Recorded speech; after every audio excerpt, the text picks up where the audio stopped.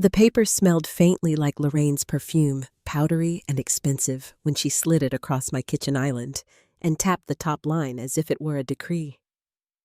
32, she said, nails clicking on the marble, the sound sharp enough to make me flinch. Behind her, the dining room was set with my best linens, 30 place cards waiting like obedient soldiers, though no one had asked how many hands would cook for them. The refrigerator hummed steadily, a cold metronome keeping time, while a 20-pound bird thawed too slowly for the schedule she'd already announced.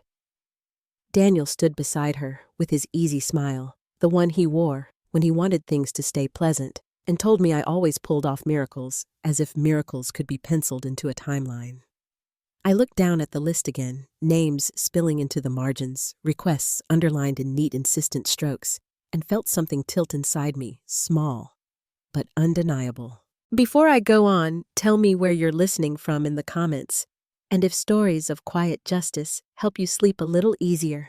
Tap like and subscribe. Your support lets me keep sharing them.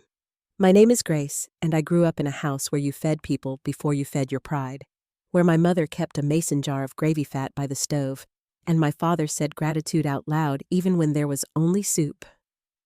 I met Daniel at a fundraiser for the hospital's pediatric wing.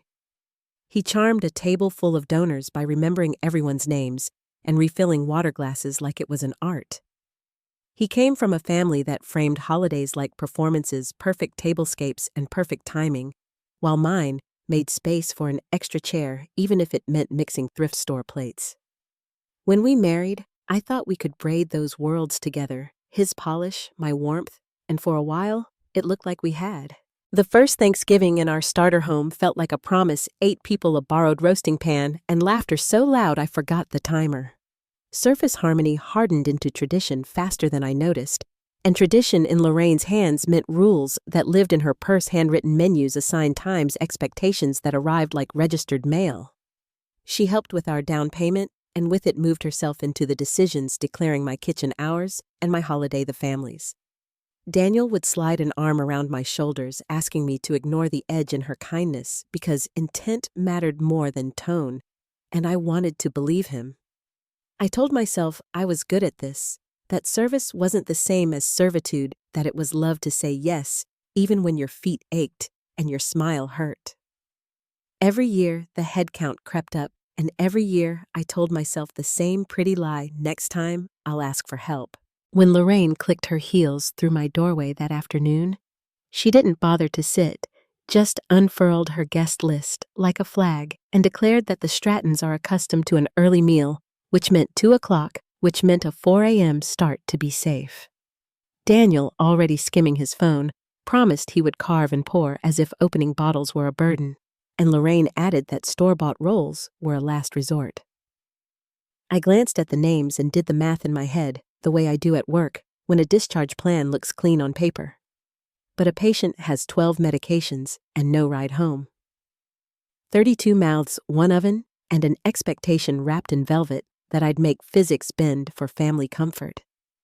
The longer I stared, the more the letters bled into one another, until I realized what was wrong besides the number. My name wasn't on the list. The paper list Lorraine had left behind sat on the counter long after she had gone, its edges curling slightly where my damp hands had touched it. I must have read those names a dozen times, my eyes snagging on each line as though repetition could make it easier. 32 mouths, not counting mine, because I wasn't listed among them.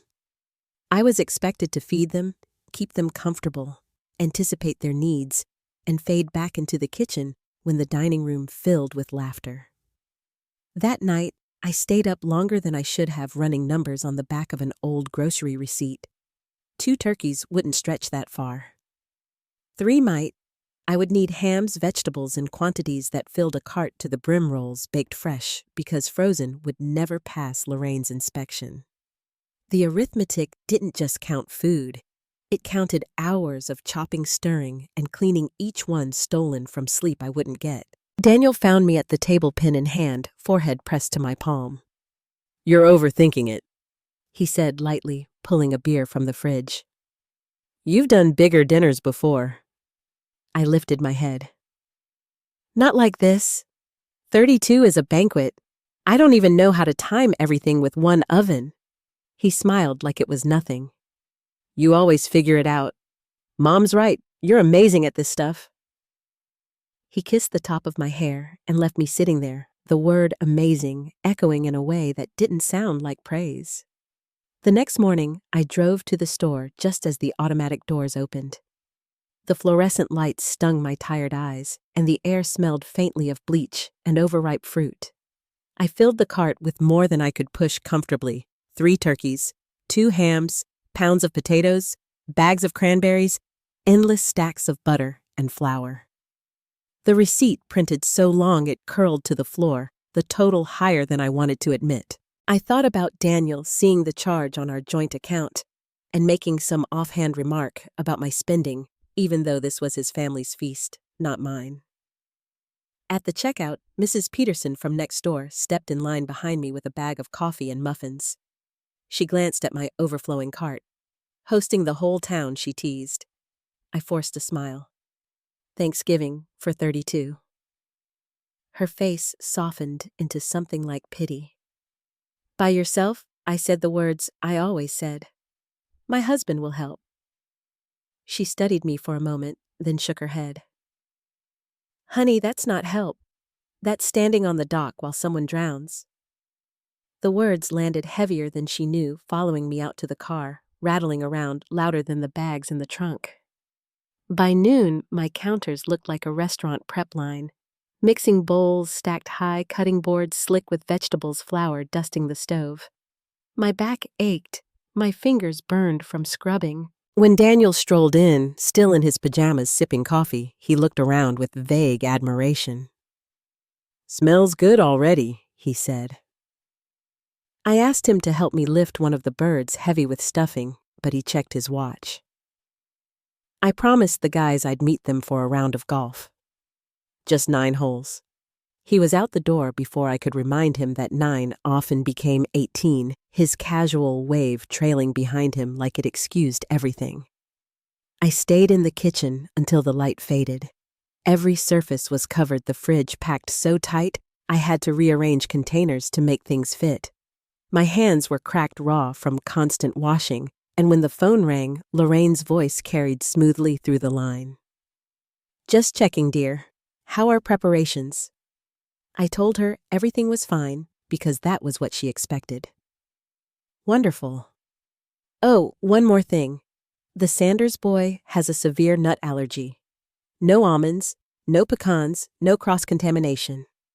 Life-threatening, you understand. She hung up before I could answer.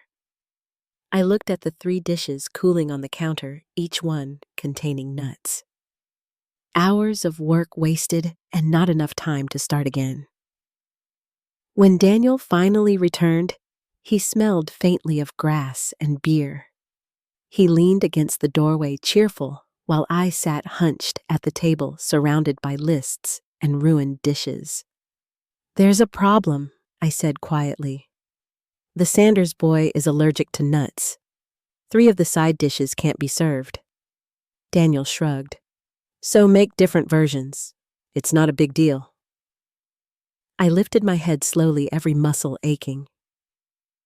I need help, not just carving turkey. I need you to cook. He blinked as if the request were strange. But you're better at it than I am. People come expecting your food. The words slipped out sharper than I intended. Then maybe they should come expecting yours. His eyes widened, caught off guard, but he recovered with a placating smile. You're stressed. I'll help tomorrow. Then he mentioned an early conference call with Singapore, something he hadn't told me about before. I sat in silence, realizing that even the hour when the turkeys needed to go in, I would still be alone. That night, I set my alarm for 3:30. The math didn't work. 10 hours could not stretch into 20. I lay in bed beside him, staring at the ceiling, knowing I'd trained them to treat me this way. Every impossible dinner I had pulled off. Every, of course. I had whispered when I wanted to scream no. Every polite smile at Lorraine's instructions had built this expectation. I had made myself both indispensable and invisible. At 2:47, I woke before the alarm heart pounding with a dream I couldn't remember.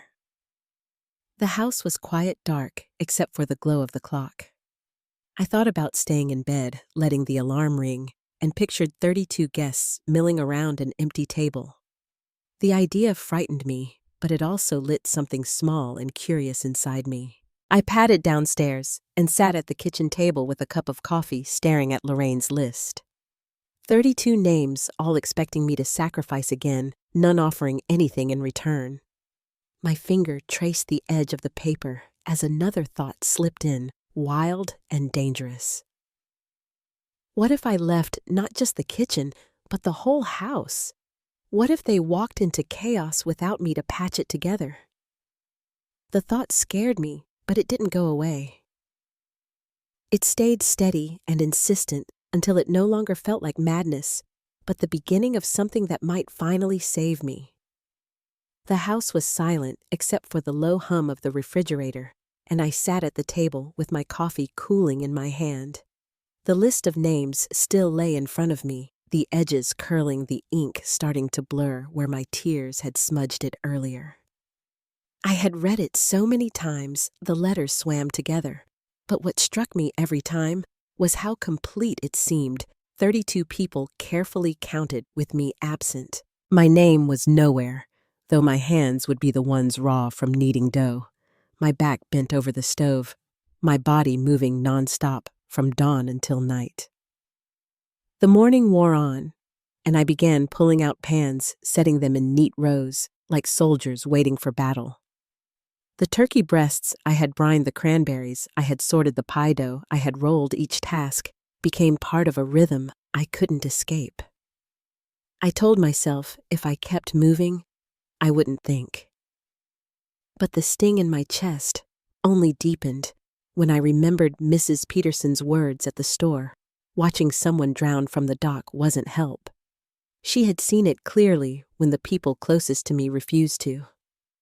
By mid-afternoon, the kitchen smelled of onions and butter, but the scent turned my stomach rather than feeding me. My hands were cracked little red lines showing where hot water and lemon juice had burned through the skin. I held them under cold water, watching the skin whiten, and wondered when I had stopped feeling proud of what I created. Daniel came through the back door, golf clubs in hand, his cheeks flushed with wind. He smiled, kissed my temple without pausing, and said, "You've got everything under control. I knew you would." His words were meant to be comfort, but they pressed harder on the weight already pulling me under. That night, Lorraine called again, her voice sharp, even as she coated it with sweetness. She reminded me that the Sanders boys' allergy was a matter of life and death, and told me she trusted I would make the necessary changes. She didn't ask how much I had already cooked, or whether I had the time to start over.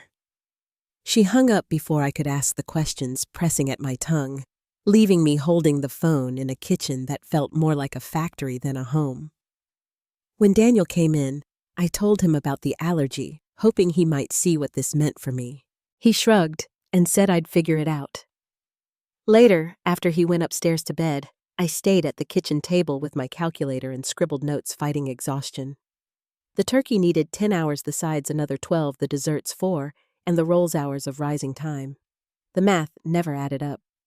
At 3 a.m, when I finally crawled into bed, I stared at the ceiling while Daniel slept deeply beside me. My body felt hollow, and the thought repeated in my mind like a whisper I couldn't push away. What would happen if I simply didn't show up for them? I woke again before the alarm, my heart thudding against my ribs. For once, I stayed still, listening to the quiet. No pots clattering, no knife against the board, no timer beeping. Just the sound of Daniel's even breathing beside me. The thought returned sharper now. What if they arrived and found nothing? What if they looked at one another instead of me to fix it? I imagined Lorraine's face when she realized her plan had crumbled, Daniel's confusion when he couldn't fall back on my labor, and I felt something inside me loosen a crack in the wall I had held up for too long. I padded downstairs in my slippers, the wooden steps creaking softly. The kitchen was waiting, every counter still crowded with half-prepped food, every pan washed and stacked, every list still taped to the cabinet. I poured another cup of coffee and sat with the glow of the stove light on my face. The silence was a strange companion, almost comforting. On impulse, I pulled out my phone and opened a travel site just to see. I typed in random destinations, letting the screen fill with places that had nothing to do with casseroles or tablecloths. One listing stopped me. A last-minute flight leaving before dawn, a holiday package to Hawaii of all places. The departure time nearly matched the moment Lorraine expected me to lift the first bird into the oven. I stared at the price, more than Daniel would ever approve of, but not beyond our means. My hands trembled as I traced the letters on the screen, thinking of what it would mean to book it. I closed the site quickly, heart racing, ashamed that I had even let the idea bloom. Yet the thought didn't leave me. It stayed hovering over me like a shadow, whispering that escape was possible, even if I didn't yet believe it. As the sky outside turned pale, I stood at the window with my cup cooling in my hands. The neighborhood was still, no children playing, no cars on the street, only the faint whistle of wind through the trees. I thought about Paige, Daniel's cousin, who hadn't been invited this year because divorce made her unfit for Lorraine's table. She had always been kind to me, always quick with a joke when the tension thickened. Now she was cast aside, just as I feared I might be if I stopped being useful. The connection sank deep into me. I was one failed dinner away from being erased in the same quiet, ruthless way. I went upstairs and looked at Daniel sprawled across the bed, his phone charging on the nightstand. I wanted to shake him awake, tell him what this was doing to me, beg him to see me. But I knew his answer already, a half promise, a smile, a "you'll figure it out." I pulled the blanket tighter around my shoulders and let the dark thoughts settle. I had never disobeyed expectations before, never broken away from duty, but the possibility was there now, sharp and glittering, and I couldn't unsee it. When the alarm finally rang, its shrill cry split the silence. I turned it off before Daniel stirred. I didn't step toward the kitchen. I just stood in the hallway, trembling, caught between the life I had been living and the one I had only begun to imagine. Somewhere deep inside, beneath the ache and exhaustion, I knew that a choice was coming, one that would change everything. The alarm's shrill cry faded into silence as I clicked it off, though I had already been awake for more than an hour. My body carried the weight of exhaustion from days of endless preparation, but it was my mind that refused rest. The hallway smelled faintly of butter and onions from the dishes I had half prepared, and the sight of my apron draped across the chair made my chest tighten. I knew what was waiting for me if I walked into that kitchen, a 12-hour march through fire for people who would never see me. I leaned against the doorframe and let the thought surface again, the one I had been too afraid to say aloud. What if I didn't cook? What if I let the table stay empty? The oven's cold, the chairs waiting. My breath caught at the idea, both terrifying and liberating. For 37 years, I had been the one who said yes, the one who kept everything stitched together, no matter the cost to myself. But as dawn crept in through the window, a new truth took shape. I could also be the one who said no. Downstairs, I poured coffee into a travel mug instead of a kitchen cup. The decision came not with a burst of triumph, but with a quiet steadiness, the kind you feel when something has shifted too far to go back. I pulled out my phone, reopened the travel site I had checked the day before, and scrolled to the same page. The flight to Hawaii still showed a handful of seats left. The departure time was nearly the same as when I was supposed to begin roasting turkeys. I set the mug on the counter and typed in my information with shaking fingers. Each screen felt like a test, daring me to stop, but I pressed on. My name filled the booking line, Grace Whitaker, Passenger 1. For the first time in years, I wasn't listed beneath Daniel's credit card or Lorraine's guest list.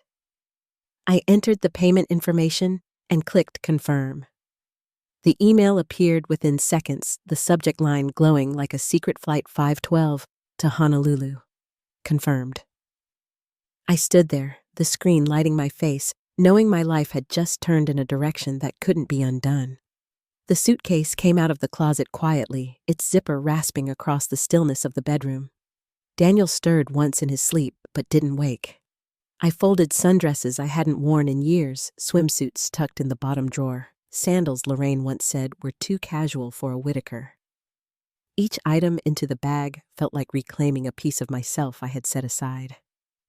I scribbled a note and placed it next to the folded guest list on the counter. Daniel, something came up. You'll need to handle Thanksgiving dinner. The groceries are in the fridge. Grace. No explanations. No apologies. At 1:30, I slipped out the door with my bag rolling softly behind me. The night air was cold against my face, the streets empty, except for a scattering of headlights from early travelers. My hands gripped the steering wheel so tightly, my knuckles whitened, but my breathing steadied with every mile I put between myself and that house. By the time I reached the airport, the fear that I might turn around had been replaced with an unexpected calm. Inside the terminal hummed with fluorescent light and the low murmur of tired voices. The agent at the counter scanned my ticket and smiled. Heading somewhere warm for the holiday, she asked. I nodded, unable to find words, and she wished me a safe trip. As I walked toward the gate, the weight of years of obligation seemed to peel away step by step until the only thing left was my own quiet anticipation. At the gate, I turned my phone to airplane mode without checking for messages. I didn't want to see Daniel's confusion when he found my note, or Lorraine's fury when she realized her perfect dinner was unraveling. I wanted silence, at least for a little while. When the boarding call came, I rose with the others, my bag trailing behind me like a final tether. The jet bridge smelled of metal and recycled air, and as I stepped onto the plane, I felt the world shift under my feet. The seat by the window framed the darkness outside. I pressed my forehead to the cool glass as the engines roared to life. For a moment, panic rushed through me, 32 guests arriving, Daniel, pacing Lorraine, demanding answers. Then the plane lifted, and the city lights fell away, shrinking to specks below. I closed my eyes and whispered to myself, for once, it's not my problem. Hours later, the ocean stretched endless and blue beneath the wing. The first rays of sunlight glinted across the water, scattering diamonds into the waves. I unbuckled my belt, leaned back, and let the warmth of the rising day settle into my chest. I wasn't sure what would be waiting when I returned, but for the first time in years, I wasn't bracing myself for someone else's demands. I was simply breathing alive in a way I hadn't felt in far too long. When the plane touched down, the doors opened to air heavy with salt and flowers. The terminal was crowded with tourist laughter echoing through the halls, the sound of rolling luggage and distant music spilling from loudspeakers. I walked through it as if I belonged there, one woman with a single suitcase, no longer defined by how well she managed someone else's holiday. Outside, the sun glared bright against the pavement, and I lifted my face to it without fear of who might be watching. The taxi smelled faintly of coconut sunscreen, the driver humming along with the radio. I gave him the hotel address from my confirmation email, my voice steady. As the car merged into traffic, I looked out the window at palm trees bending in the breeze, their shadows flickering across the glass. For the first time in years, I wasn't thinking about roasting times or seating charts. I was thinking about myself, and that felt like freedom. That evening, I sat on a balcony overlooking the ocean, a glass of something sweet and cold in my hand. The waves rolled steady against the shore, the air thick with the scent of hibiscus. Below, families gathered on the beach, their laughter carried upward by the wind. I watched them without envy, only a quiet relief that my holiday wasn't being measured by how perfectly I served others. My phone buzzed with the first wave of messages, but I didn't pick it up. I let it ring and fall silent, the screen lighting, then dimming, while I stayed still in my chair, breathing in the salt air. The sun slid beneath the horizon, painting the water with streaks of pink and gold. I raised my glass, not in a toast to anyone else, but to myself, the woman who had finally walked away. Tomorrow there would be fallout.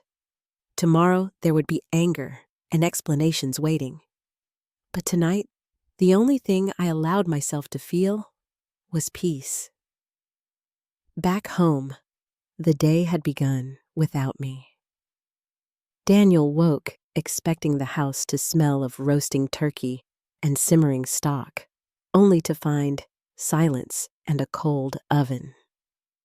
The note I left sat neatly on the counter, the ink as calm as my decision had been. But his face must have shifted from confusion to panic as he realized the weight of what those words meant.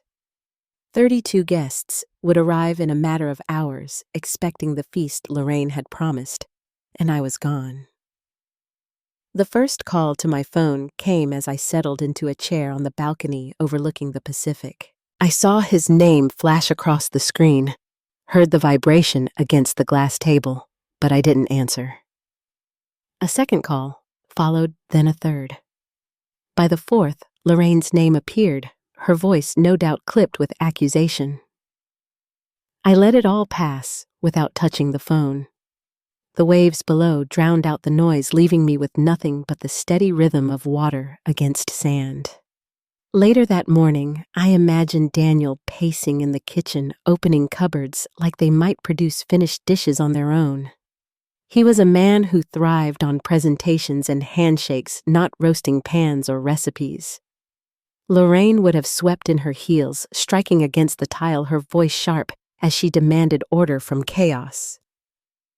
But order requires preparation, and preparation had always been me. Without it, their perfect image crumbled in real time.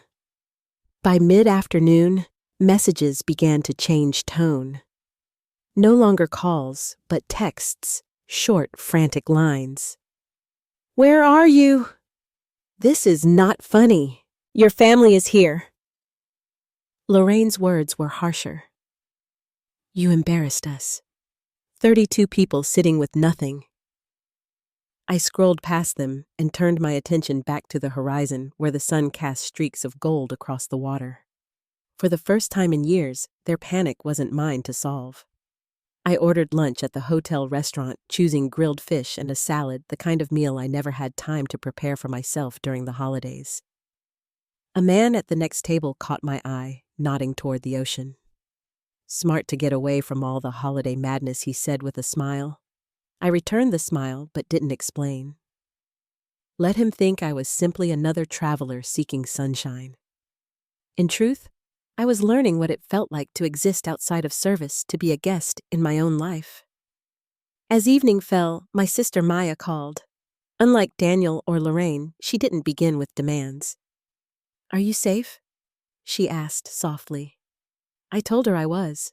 She paused, then sighed with a mix of relief and quiet admiration. "Good. About time you chose yourself." Her words warmed me in a way the Hawaiian air couldn't. She had watched me bend under the weight of years of expectation, and now she was watching me rise, even if only by stepping away. Through Maya, I later learned pieces of what had unfolded at the house. Guests arrived to a table half-set, turkey's uncooked sides unfinished. Lorraine attempted to salvage the day by ordering takeout from a local restaurant, but the delivery couldn't keep up with the demand.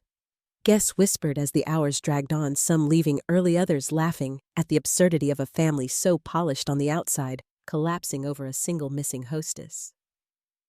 Paige, the cousin excluded from the guest list, apparently called Maya to say she wished she could have witnessed it herself. There was a hint of satisfaction in her voice, the kind that comes from watching arrogance stumble. That night, I walked barefoot along the shoreline, the tide rushing cold over my feet. My phone buzzed in my pocket, but I didn't check it. Each step left a trail that the waves quickly erased, as if reminding me I was allowed to start over, to leave behind the marks of what had weighed me down. The stars above stretched endless and bright, untouched by family dinners or obligations. When I returned to the hotel room, I finally unlocked my phone. Daniel's messages filled the screen. At first, they were sharp with anger, but as the hours passed, they softened into pleas. Please come back. I can't fix this without you. Then finally, I don't know what to say to them. I set the phone down, hearing his words as both truth and confession. He couldn't manage without me because he had never tried. And now, for the first time, he was forced to stand in the space I had always filled. I slept deeply that night, lulled by the sound of the ocean and the knowledge that for once, I wasn't bracing for the next demand. The morning came, bright and warm, the air smelling of plumeria and sea salt. I stretched on the balcony, the sun warming my face, and realized I wasn't afraid anymore. Lorraine's anger, Daniel's helplessness, the whispers of guests, all of it belonged to them, not to me. I dressed simply, pulled my hair back, and walked to a small cafe tucked off the main road. The woman behind the counter greeted me with a smile, offering coffee and banana bread. I sat alone at a table by the window, listening to the chatter of strangers, none of whom expected anything from me. The freedom felt almost fragile, as though someone might walk in and snatch it away. But no one came. I was left with my own company, and it was enough. That afternoon, I returned to the beach, letting the tide lap at my ankles. My phone buzzed again, this time with a message from Lorraine. "Your little stunt humiliated us. I hope you're proud." I stared at the words, then laughed quietly, startling myself. Proud number free. That was closer. I slipped the phone back into my bag without replying. For once, silence was my answer. As the sun lowered, painting the sky with streaks of pink and violet, I thought of what awaited me back home. There would be more accusations, more attempts to pull me back into the role I had abandoned. But something inside me had shifted beyond repair. I couldn't unlearn what it felt like to breathe without permission, to wake without dread. This was the first step of something larger, a quiet defiance that had finally taken root. When I finally flew back from Hawaii, the November air in Chicago bit at my skin as though to remind me where I belonged. The warmth of the island still clung to me, but so did the knowledge that the quiet peace I had tasted wouldn't follow me home unless I made it. Daniel stood at baggage claim. His suit wrinkled, his eyes shadowed. He smiled too quickly when he saw me, as though hoping it would erase what had happened. The drive back was filled with his explanations. "You embarrassed me," he said, his tone teetering between anger and plea. "Do you know what it was like? 32 people looking at me like I'd lost control of my own house." I kept my eyes on the city lights flickering past the window, letting his words land without reply. He talked about the disaster of cold food guests, leaving Lorraine humiliated in front of her friends. It sounded like the story of a ruined party, not the story of a wife who had finally disappeared from beneath their demands. At home, the house still bore traces of that day. A stack of paper plates on the counter, empty foil pans tossed in the trash stains on the tablecloth where spilled takeout had been passed off as a feast. Lorraine's list remained on the fridge, taped firmly in place, as though refusing to admit it had meant nothing. Daniel followed me into the kitchen, his voice softer now. "You could have told me you were at your breaking point. We could have hired someone. I could have helped more." I set my suitcase down and turned to him. "You had years to notice, Daniel. You saw me work until my hands bled. You watched your mother hand me orders, and you laughed it off. You never once stood between us." His mouth opened, but no words came. For the first time, I saw him not as the polished husband who charmed donors, but as the man who had let me drown while praising how well I swam. The next evening, Lorraine called. Her voice was sharp enough to cut glass. "You've damaged this family, Grace. Do you know how humiliating it was for me to face everyone while the meal you promised never appeared?" I let her speak until her breath ran out. "I never promised them anything," I said finally. "You did. You promised them on my back." Silence stretched between us before she snapped. "If you want to be part of this family, you'll never pull something like that again." My thumb hovered over the phone before I said calmly, "Then maybe I don't need to be part of it," and ended the call.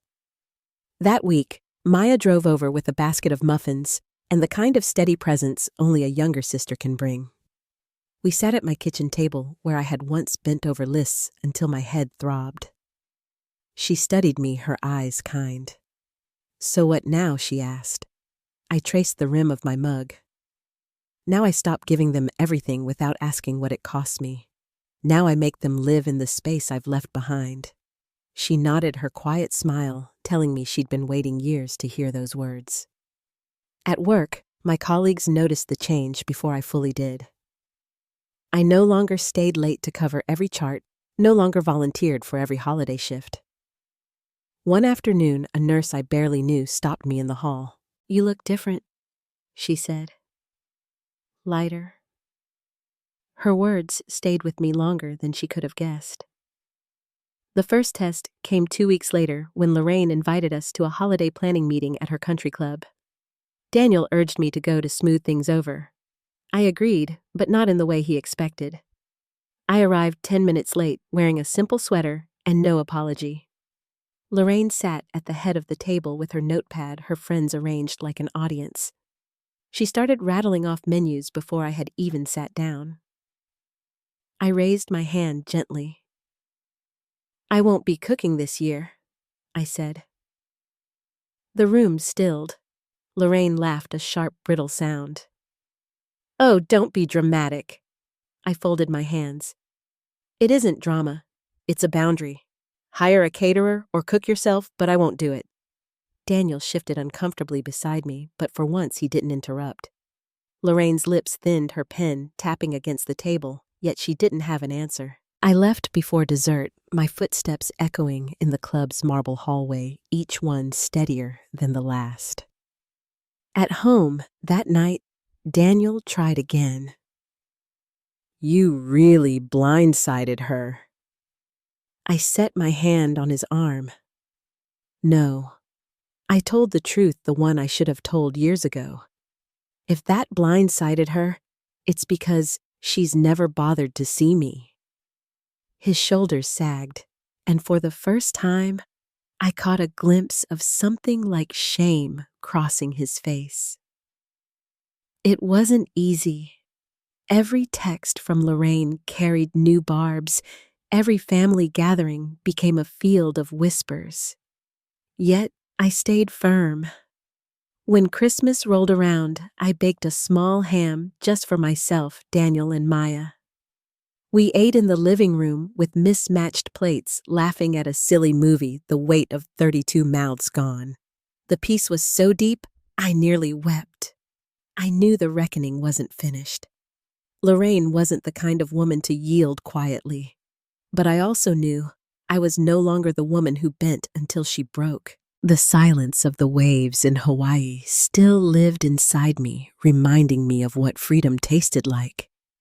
Whatever came next, I was ready to face it, standing tall. Lorraine didn't retreat quietly. The weeks after Christmas, she doubled her efforts to pull Daniel back into her orbit, inviting him to lunches, slipping articles about strong family traditions into his briefcase, and reminding him of his duty as her eldest child. But something in him had changed. I could see it each evening when he returned home, his words slower, his eyes drawn toward me instead of darting past. He had been humiliated that Thanksgiving, just as much as she had. And though his pride still resisted, the truth had planted itself deep. He could no longer ignore who had been carrying his world on her shoulders. The real test came in February when Lorraine announced she would host a makeup dinner for the country club circle, a chance to restore the family's reputation. She called Daniel first, then me, her voice laced with expectation. "You'll handle the food this time, won't you, Grace? After what happened, we must show them you're still capable." I answered without hesitation. "No, Lorraine, I won't." She sputtered on the other end, caught between outrage and disbelief. "Do you understand the position you're putting us in?" My voice was calm. "I understand perfectly. It's your promise, not mine." Word traveled fast.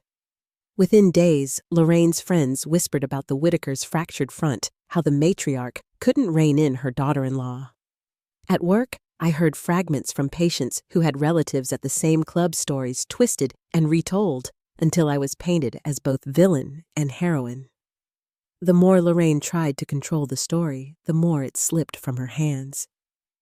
Daniel grew quieter through it all. One night, he sat across from me at the table, his fork untouched. "You forced me to see things I didn't want to," he admitted. "I let her run over you because it was easier for me. But I can't unsee it now." His voice broke slightly, and in that moment I realized he wasn't just struggling with me, he was struggling with the boy he had been raised to protect his mother's image above all else. The night of Lorraine's makeup dinner arrived, and I stayed home. Daniel put on his suit and drove her there, but this time he carried no illusion of what awaited him. Later, he told me the evening collapsed before it began. Catered dishes arrived, cold servers late, and the guests restless. When they asked about me, Lorraine waved her hand dismissively, muttering about a difficult year. Daniel finally spoke. He stood before that table of polished smiles and said, "The difficulty isn't hers, it's ours. We left everything on her back, and she decided she won't carry it anymore." His words hung heavy, the kind of honesty no one expected at a country club table. Lorraine left the room soon after, her face pale, her control cracked beyond repair. When he came home, his tie loose, he looked both defeated and lighter. "I think they finally understand," he said. I reached for his hand, not as reward, but as acknowledgement. The power had shifted, and it wasn't going back. The weeks that followed felt different. Paige came by with a bottle of wine, laughing as she told me how the whispers at the club had turned from scorn to admiration. "You did what none of us could," she said. "You told her no." Even Maya, always protective, seemed to breathe easier, knowing I wasn't standing alone anymore. One evening in early spring, Daniel sat beside me on the porch as the sun set low. "I'm sorry," he said simply. "For every year I let you do it alone. For every time I thought keeping the peace was worth more than keeping you." The apology wasn't loud or dramatic, it was steady. And that steadiness mattered more than anything else. Lorraine called less often after that, her sharp edges dulled by the sting of losing control. When she did, her words were clipped formal, as though speaking to a woman she no longer recognized. I didn't mind. I had no interest in returning to the shadow she once held me under. I began making small changes in my own life, joining a yoga class with Maya, taking a weekend trip to Michigan without asking permission, even leaving work on time to walk by the lake instead of rushing home to chores. Each choice, small as it seemed, was a brick in the wall I was building between their expectations and my freedom. But I knew the story wasn't finished. Lorraine wasn't gone, only weakened, and families like hers rarely accept defeat without one final attempt to reclaim their ground. The difference now was simple. I wasn't afraid anymore. Whatever storm she tried to summon next, I was ready to meet it head on, No apron, no apologies, no silence. The storm finally passed quietly, not with shouting or slammed doors, but with silence that spoke more than any argument could. Lorraine pulled back from our lives, retreating to the country club circle that still applauded her authority, though her voice no longer carried into my home. For the first time since I joined this family, I could breathe without waiting for the next demand or the next judgment. The space she left behind was not empty. It was peace. Daniel learned slowly, but he learned. He stopped offering me promises of help and began sharing the work as a partner should.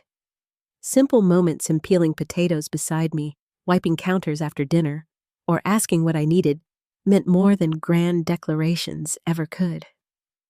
Our marriage stopped revolving around appearances and began resting on truth. We still stumbled, but each time he caught himself, he looked at me differently, like he finally saw the woman who had been there all along. Maya reminded me often that I had changed the shape of our family more than anyone else could have. Paige stopped by with updates about how others whispered admiration behind closed doors, wishing they had found the same courage when they felt small. Even Mrs. Peterson from next door knocked one evening carrying a plate of cookies and said softly, "It feels different here now. Lighter." I realized she was right. A home reflects what it holds, and ours no longer held quiet resentment. The following Thanksgiving looked nothing like the ones before. Just 8 of us around the table, each person bringing a dish, each person clearing their own plate. The laughter was unpolished, the food imperfect, but the warmth was genuine. I remember looking across the table at Daniel helping our neighbor pour wine, and my chest filled with something steadier than relief. It was gratitude. Not for perfection, not for approval, but for the chance to live honestly. In the end, the lesson was simpler than I ever imagined. People will take from you as long as you let them. Love does not mean becoming invisible, and family should never require the sacrifice of your worth. Boundaries are not walls that shut others out. They are the doors that keep your dignity intact. I had lost years trying to be enough for people who would never notice, but in choosing myself, I found not only freedom, but also the relationships that mattered most. I don't regret the day I walked away. That choice was the seed of everything that bloomed after the quieter home, the stronger marriage, the truer sense of self. Justice, in my case, wasn't about revenge. It was about finally refusing to disappear. Before we close, I'd love to know, have you ever reached a moment when you realized enough is enough? Share your thoughts in the comments, and if you'd like to hear more true family stories, stay connected here.